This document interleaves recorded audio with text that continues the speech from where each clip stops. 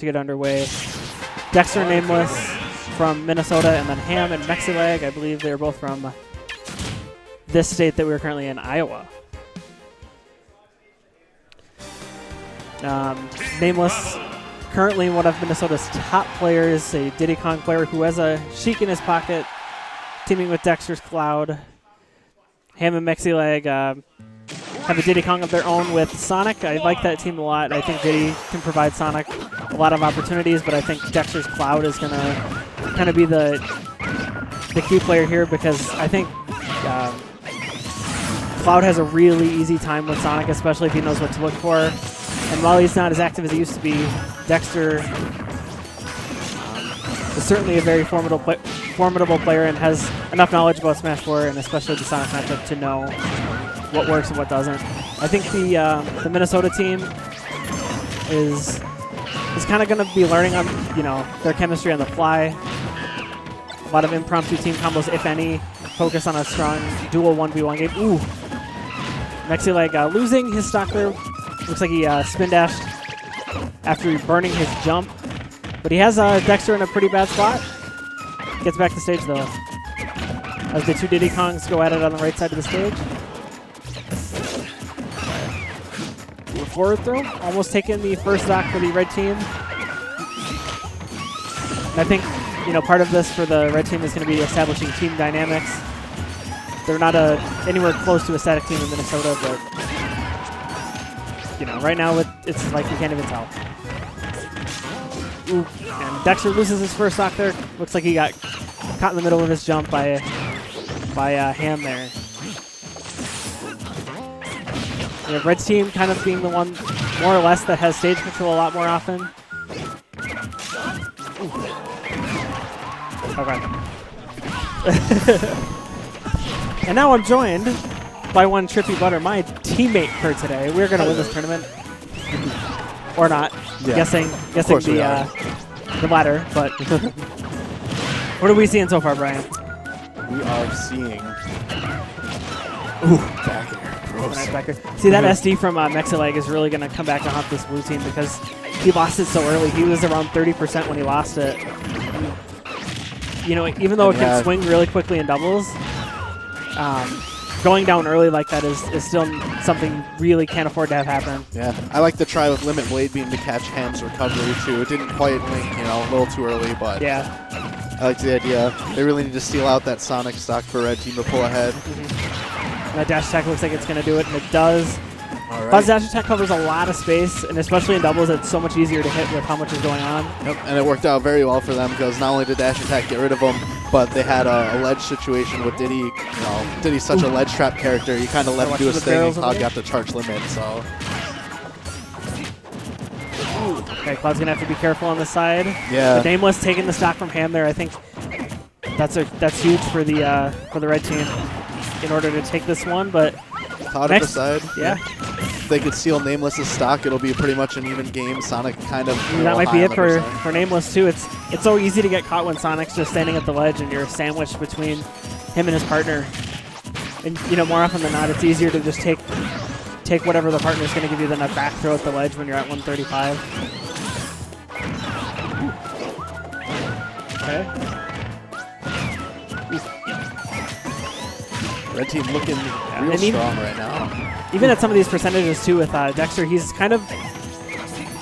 they're kind of doing combos from like grab into nair from Cloud, and it's not like they're really getting a lot out of it. But NameLess taking the stock from MexiLAG, and Ham is in a terrible position to say the least. 145. Limit Cloud covering the roll. 2v1. Diddy Kong ledge trapping you. That's a pretty scary spot.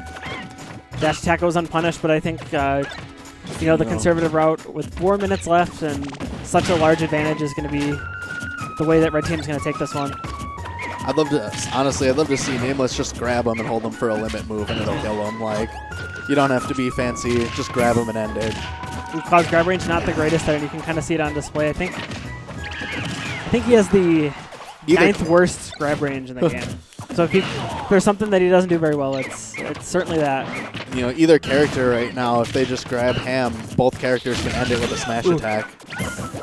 Ooh. Okay. NameLess I think almost Dexter needs. Okay, never mind. Falling up air. Okay. Especially off that short hop, it can be when you're sitting at the ledge like that, it just there's just so much pressure on you to do literally anything, and then you'll get by it, especially if you try to like roll behind him. Even if you roll away, Cloud Sword is so long that you're just kind of out of options. You have to do the hardest thing, which is just to stand there in your shield and hope that nothing else happens. Yeah. Like what, Diddy Kong's gonna come up and grab you? But like, you saw how close that got at the end? That SD was all the difference. Yeah, it's huge. And, you know, if he could hold on to that stock, not have any of that silliness this time around, it's going to put them in a better position this game. And it shows that it's actually fairly even. Okay, and I partially question the Dreamland pick just because there's a Cloud around, but, you know, when you look at the options that you have with this current stage list, and you have to be confident in the Cloud matchup, I just still don't know if I just like giving that to them as your counter pick. If that makes any sense. Yeah. Okay. Kind of a thirsty up smash there. But wasn't going to kill by any means. So. As far as NameLess goes, he's a Diddy who kind of prefers Final Destination like a lot of Diddies do. So, you know, he doesn't find himself on Dreamland very often. He doesn't really need the platforms for any extension. That's not really his style of play. Okay. Ooh, okay, dextr has to burn his limit. MexiLAG might be dead here. Ooh, Magna hand saving him though. Surprised we didn't see... I did like the nair from dextr, but without it killing and it being Sonic, it is, you know, it more was just a deterrent to keep him away and let NameLess do something on stage at that point. I'm surprised we didn't see a down air from him in that situation. I find it scary to be Cloud letting go of the ledge to try an edge guard without limit, like... Especially when Sonic's got so much vertical on his... Smart recovery there from dextr, but blue team already having taken the first stock off of a back throw from MexiLAG to NameLess.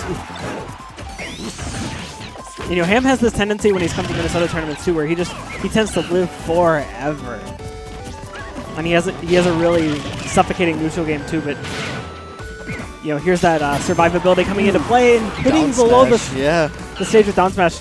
You know, with Cloud not being able to sweet spot the ledge, if he has to come from so far below, you know, there's no hitbox that protects him.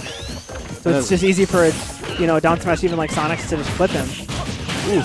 And the forward throw not going to take it yet. Ham's still living. If he can just stay safe and hold on to this stock, that's going to go a long way. As you say that, there's the up tilt. Ooh, I'm surprised we didn't see any kind of conversion there. I don't think dextr was confident in that grab there. Ooh. All right, nice DI from dextr, being a little at the edge of that rapid jab, getting the DI out of it, shield. Ooh, there's a back air onto MexiLAG, and you know, even though it kind of looked like the blue team kind of had a bit of an advantage early, it's you know, ever slowly but surely tilted towards the Minnesotan red team. Yeah, I think it gets harder, you know.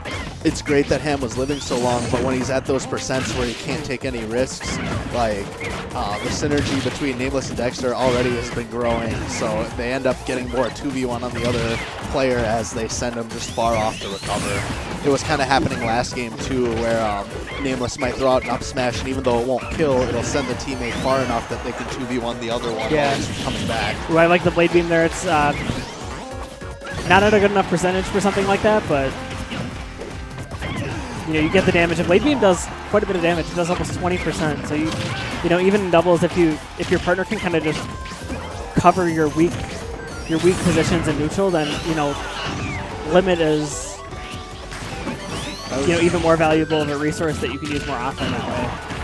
dextr has been real good with these falling up airs too, picking out the right moments to catch people without getting too far into NameLess' space. Yeah, losing a stock throw, trying to get the banana, and that's one of those ledge baits that Diddies have been incorporating into their game, where it's like you just expect them to go for the banana.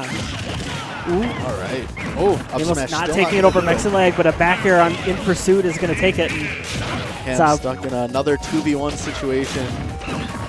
Plenty of percent to work with. Diddy Kong's a character that can do it, but Cloud's got that limit on deck, so it's going to be very difficult to recover. Yeah, and there's the conversion. Not quite enough yet. Not enough, but as long as NameLess can keep Ham's hands full, another limit's going to be on deck in a few seconds. And that's not something we really saw in the last game. Part of it was, a Ooh, I'm surprised we didn't see That was up air there. dirty, Dexter. That was dirty. I think up air might have been a better option because it was a meteor hitbox, so it was active for so much longer. Yeah, I like that better. Switch it up, keep Diddy on the ledge, and let Cloud just Ooh, there it is. make that easy There punish. it is. There we go. Dextr and NameLess take this first set of the day on stream for the Run Don't Walk Smash 4 Doubles tournament. Blue team, they had their moments where they were really hanging in it, and even in the second